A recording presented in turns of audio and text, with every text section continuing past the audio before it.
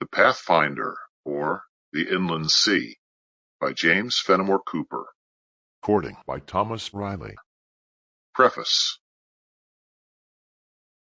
The plan of this tale suggested itself to the writer many years since, though the details are altogether of recent invention.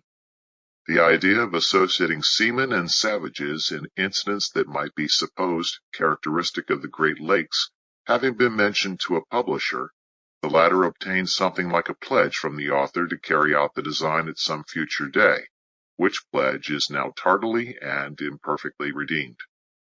The reader may recognize an old friend under new circumstances in the principal character of this legend.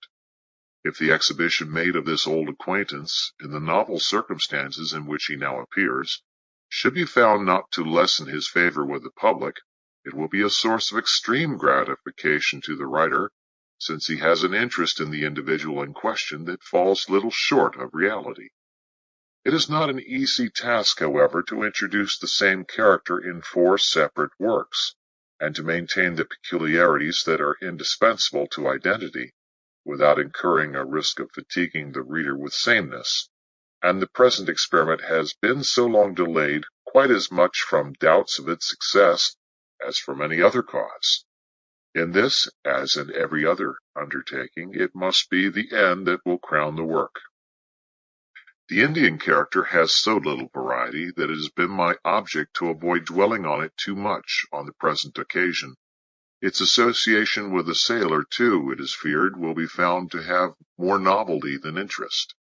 It may strike the novice as an anachronism to place vessels on the Ontario in the middle of the 18th century, but in this particular facts will fully bear out all the license of the fiction.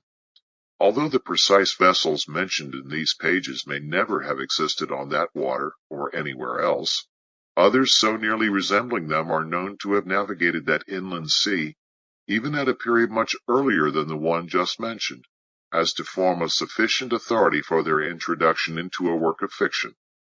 It is a fact not generally remembered, however well known it may be, that there are isolated spots along the line of the Great Lakes that date as settlements as far back as many of the older American towns, and which were the seats of a species of civilization long before the greater portion of even the older states was rescued from the wilderness.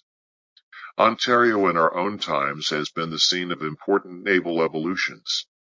Fleets have maneuvered on those waters which, half a century ago, were as deserted as waters well can be, and the day is not distant when the whole of that vast range of lakes will become... Sample complete. Ready to continue?